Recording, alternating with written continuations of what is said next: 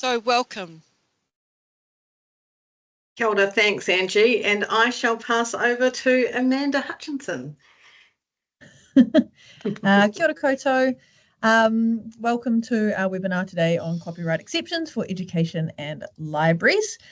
We are three members of the LIANZA Standing Committee for Copyright. My name is Amanda Hutchinson. I'm a subject librarian at Ōtākau Whakaihu Waka, University of Otago. I'm also joined by Bridget Naki, the lead of Te Whare Matauranga at Te Kura Mātini o Taranaki, which is the Western Institute of Technology in Taranaki, and Carmel McLaughlin, the copyright advisor at Te Herenga Waka, the Victoria University of Wellington.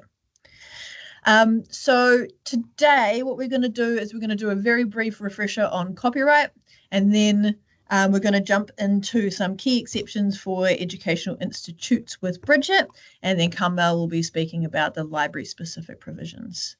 And then at the end, we're going to have question and answers. The session itself will be recorded, but as we've said a couple of times, the questions and answers will not be recorded, so that everybody can speak frankly and ask the questions that you might know unrecorded. Kia ora. So, copyright. Copyright 101, what is it? It's a legal framework. It's very much in a Western legal tradition, and it basically gives creators control over how their works are used, reproduced, adapted, and shared. It offers protection for original works. So this is the expression of the works and not just the idea, which means that when I talk about a works, it must be in a fixed material form. It needs to be something, needs to be something. It is also automatic, which means that you don't need to apply for copyright. As soon as you have the thing, it is automatically covered by copyright. It is, however, generally focused on individual rights. There are some allowances for collective rights, but it is more talking about joint ownership and corporate rights, and the Act says distinct contributions by different authors, or which authors are incorporated, but it doesn't necessarily mean collective rights that you might find in Te Ao Māori or with some taonga. Copyright is not a protection for intellectual property. Like I said, you need to have the thing.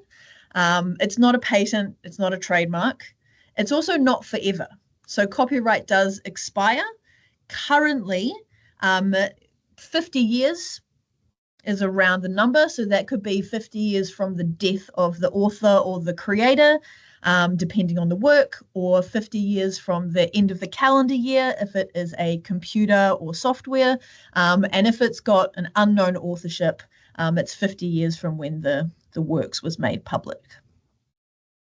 So when I talk about a works or what the Act covers, it talks about the rights to copy, distribute, perform, communicate, or adapt kind of the following. So the first one being written works. So this can be what, as librarians, what we would assume, books and literary works. It also covers software and code, and also blogs. Just because it's on the internet doesn't mean it has different kind of provisions. It is still covered under the Copyright Act. There is also artistic works. So that includes graphic works, which also includes paintings, drawings, diagrams, maps, charts, engravings, plans, etc. It includes photographs and architecture. And so when we talk about architecture, we're including the building itself as well as the plans.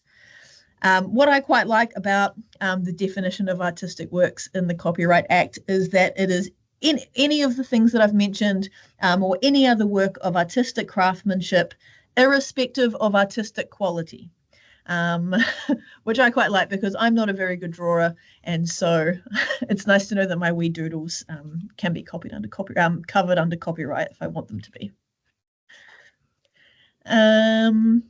It also covers dramatic works, so dance, mime, or a film script. I'll talk about actual films in a moment. and also musical works. So a composition, a film soundtrack, a guitar riff. What's not covered under musical works, this is where it gets a bit tricky, is the lyrics, because that's covered under literary, the recording of the music, which is covered under sound recordings, or the live performances, which are covered under performers' rights. So we're not going to be talking about performers' rights today, but there may be a webinar in the future about that. Oh. It also covers recordings. So film, like I said before, so the actual recording of the film, as well as sound recordings. Communication works, and this includes, it's kind of an outdated term. It includes broadcast and cable programs. So Copyright Act, as it stands, was written in 1994, so we had a lot more cable programming then. The general idea is that a broadcast is transmitted over the airwaves and it's free, whereas cable programming is sent via wire and cable, or now satellite, to subscribers. Online streaming is not explicitly stated yet because it wasn't around when the Act was written, but possibly that might change soon. And the last one that it covers is the typographical arrangements. So that's how the words are, or how the things are printed on the page. Copyright doesn't cover everything. It does cover a lot, but not everything. As I kind of touched on earlier, it doesn't cover cultural property or many taonga works. For taonga, there can be a lack of a single identifiable author, and it may not be in a fixed or tangible form. It could be an oral history, and it could be aged out of copyright. Yeah, so that's under copyright. So it could fall in protections under other things, but not specifically the Copyright Act. The Copyright Act also doesn't cover ideas, facts, concepts, or theories. They're covered under intellectual property. Names, titles, or slogans, they're under the Trademarks Act. Methods and procedures, that's under the Patents Act. And it also doesn't cover materials which are in the public domain or that are covered by open licenses. So you may have heard of the term Creative Commons being thrown around, and I'm going to pass over to Carmel now, and she is going to talk about Creative Commons.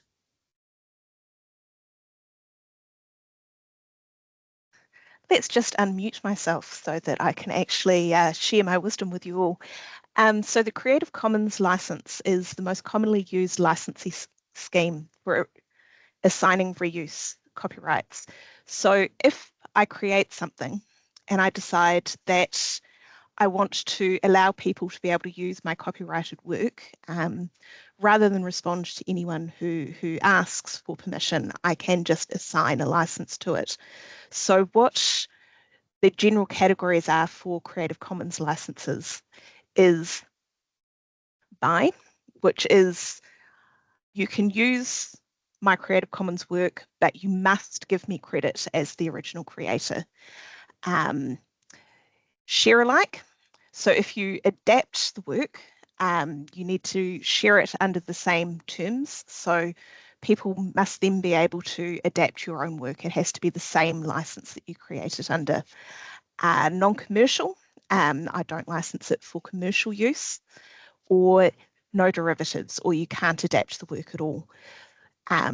Or of course, I could make it public domain if I wanted. There's actually quite a lot of guidance on the Creative Commons website, which is conveniently creativecommons.org if anyone is interested in looking it up further. Next slide, please, Amanda. Right, so let's move on to what are the educational exceptions.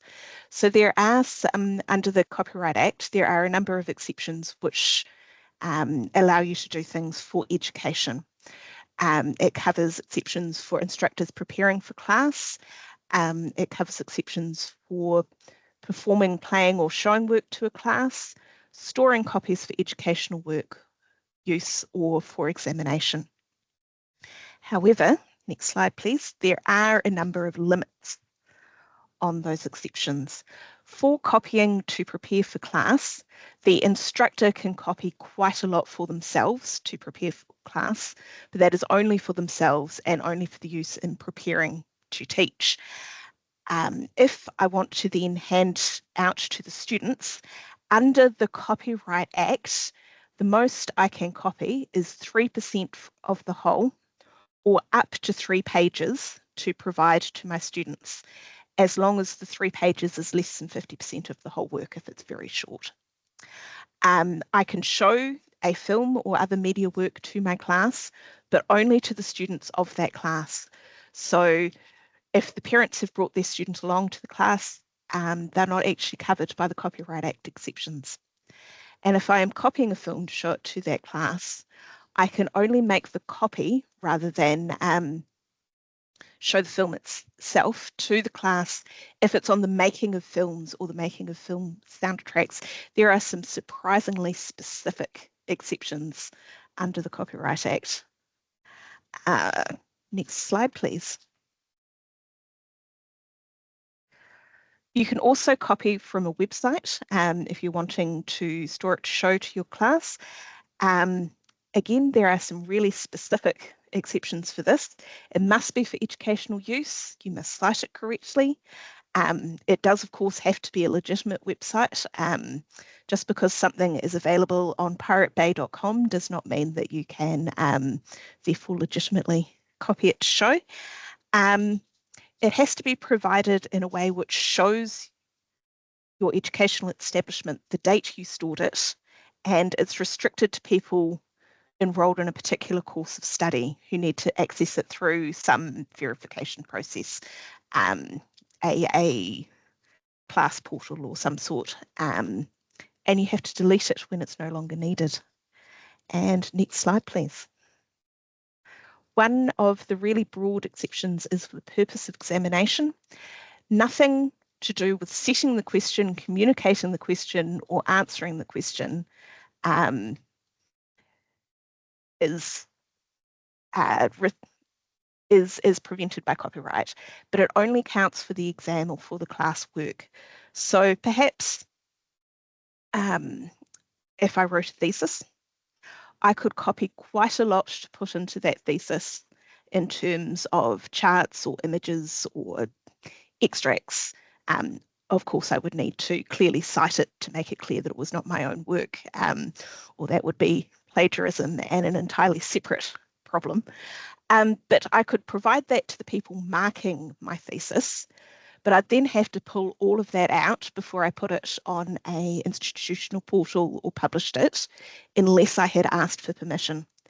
So if someone is answering an essay or some other similar thing and they put properly cited, not plagiarized, third-party copyright work in it, that can only then go to be marked. It can't have a broader audience afterwards. Next slide, please. And you also need to think, do you qualify for the educational exceptions? So under the Copyright Act, are you a school, an early childhood service, a government training establishment, as defined in the Education and Training Act 2020? Or have you been specifically approved by the Ministry of Education and that's been published in the Gazette? And even if that is so, are you part of the educational work of that establishment? Perhaps you are an educational establishment that it is training people how to edit mixed media and you do magnificent videos. You can't then, if your student has made a really magnificent video, you can't then, if the student has made the magnificent video using third-party copyright work, to make this example a bit more useful to us here, that can be graded, but the student can't then add it to their portfolio to show their excellent education. And if you're part of the marketing department of the educational establishment, you can't add it to your social media without breaking copyright, even if it is a really good demonstration of the excellence of the education you offer. So you need to think with the educational exceptions, not only are we a school, but am I part of the teaching work of the school when you're taking advantage of the educational exceptions? Now, it could be that what I have been describing here with all its little tiny exceptions and the 3%, etc., doesn't sound like what your school has possibly been doing. And that is because of licensing schemes. If we could go to the next slide. Thank you.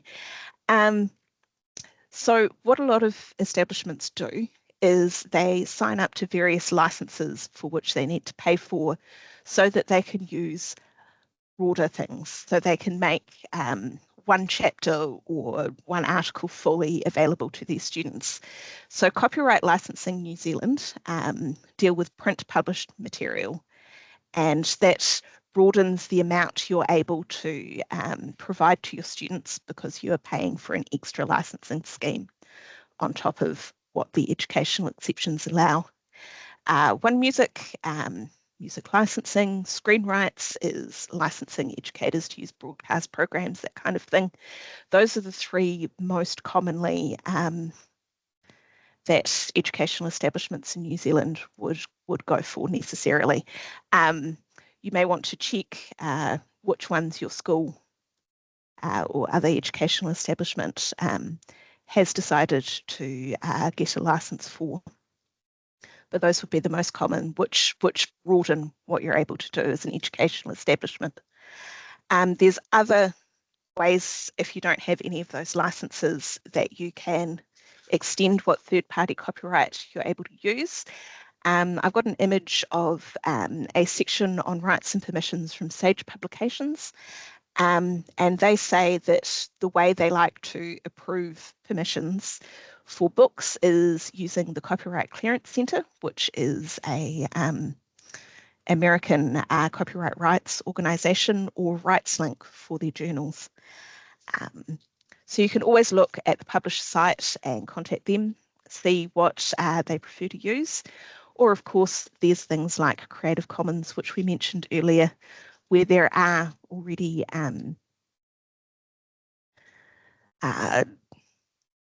licensing conditions already noted, or open educational resources.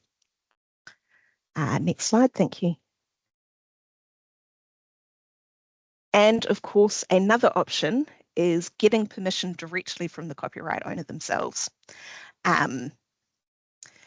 You can also do that even if something is provided under a license, if you need more or different permissions than what the license provides.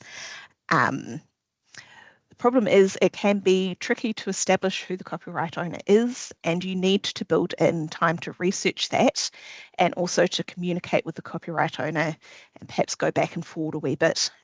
You'll also want to, even if they do provide permission, make sure that you've saved the copyright permission.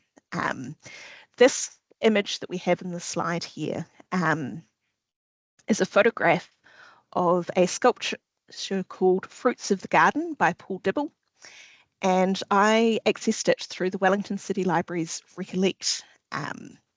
So the photographer is Marybeth Coleman, who donated their collection of public art and publicly accessible art to the Wellington City Libraries under a Creative Commons license.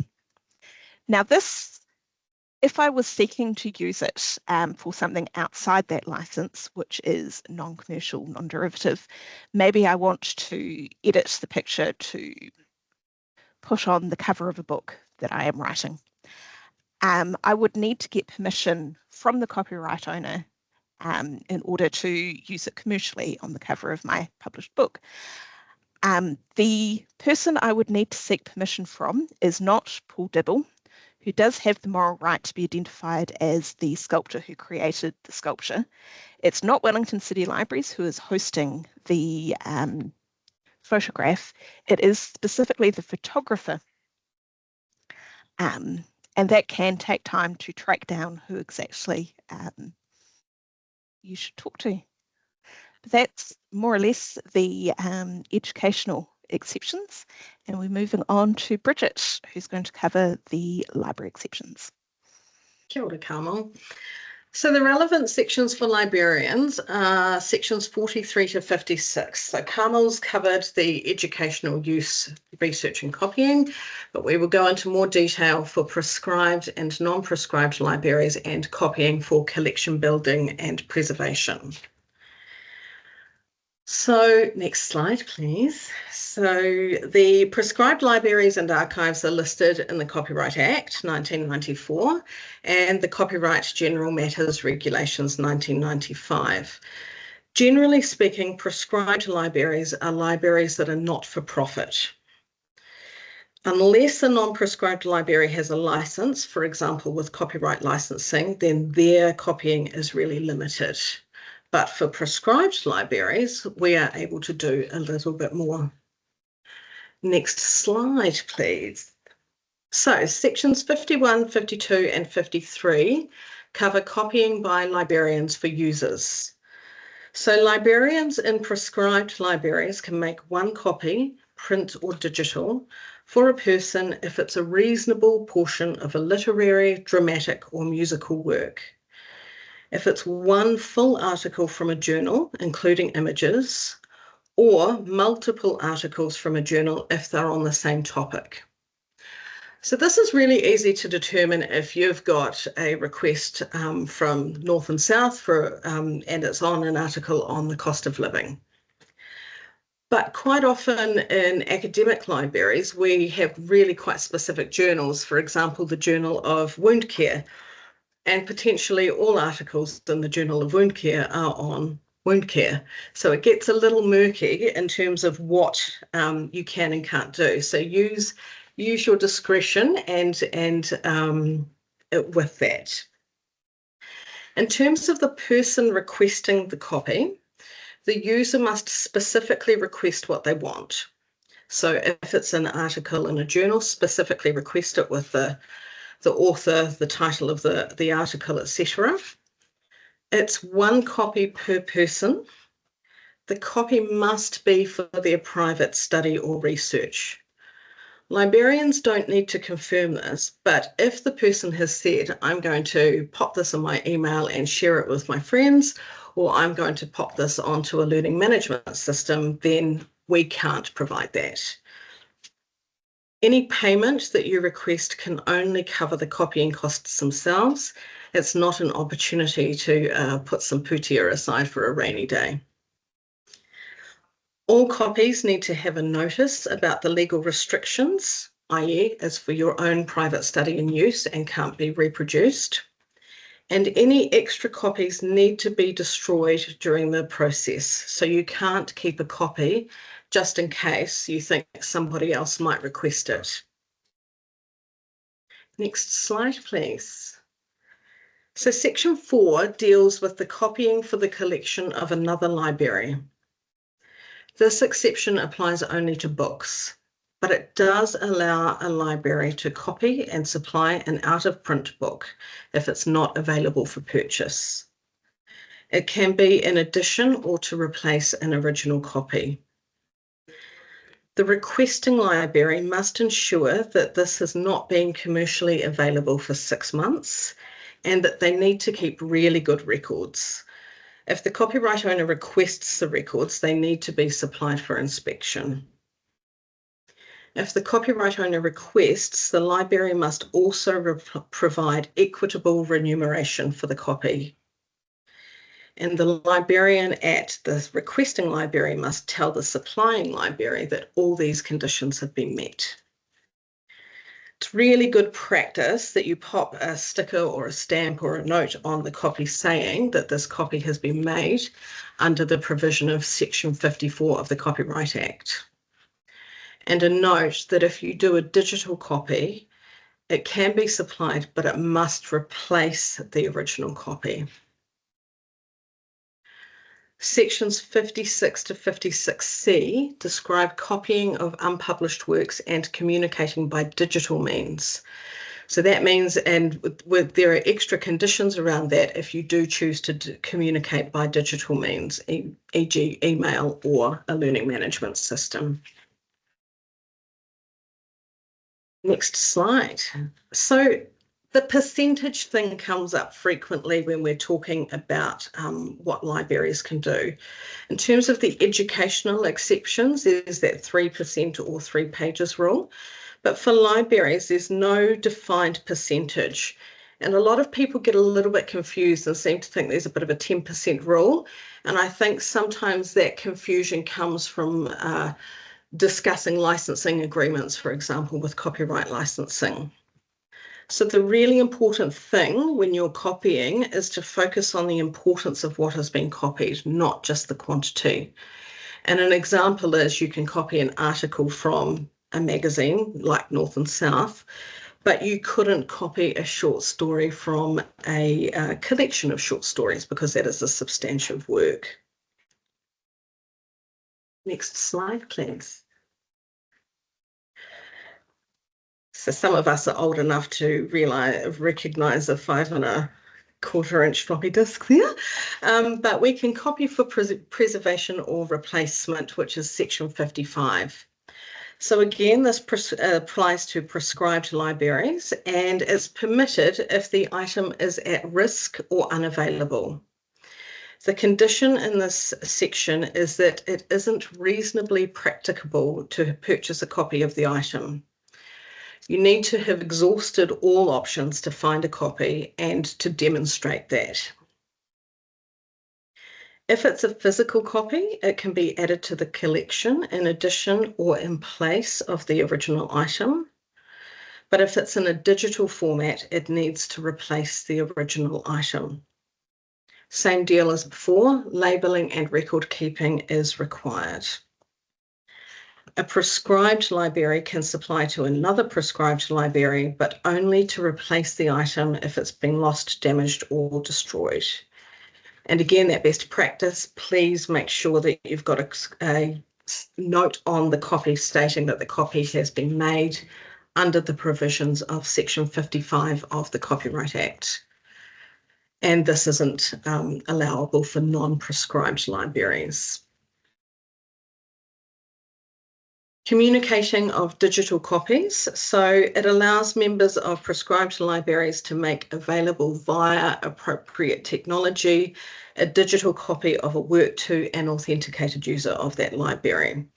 So again, learning management system, email, something like that. But what I would caution you here is most of the time now we are communicating digital copies from a digital source, for example, from a database. So the Copyright Act kind of gets put to the side, and it's the vendor license agreements that we need to stick to if that is the case. Please make sure that you read that tiny, tiny print really, really carefully because each vendor license is just a little bit different. So if you need more info, go to the source, have a look at the Copyright Act itself. There's a copyright page on the LIANZA website, and it's got a really great collection of resources. Some of you may be familiar with the copyright guru, Tony Millett. His resources and writing is on that page. And if you have a really specific question, email the committee. We're really, really happy to get any patai that you have and to respond accordingly. And that will help us with our kōrero through the newsletters and Library Life as well. Just a little bit of an advertorial before we get to the Q&A. If you have an interest in copyright, if you'd like to develop your knowledge on copyright, consider joining the LIANZA Standing Committee on Copyright. We're a small and perfectly formed team of people, and we would love to have you join us and expand that knowledge throughout the sector. In terms of kind of the requirements, we meet monthly, and depending on what you may be doing, it might be up to 2 or 3 hours a month potentially of work. But if you'd like to know more, that email address again, lianzacopyright@gmail.com. And we're going to stop the recording now before we have any patai, any questions. So we'll just wait a moment for the recording to stop. And then we will have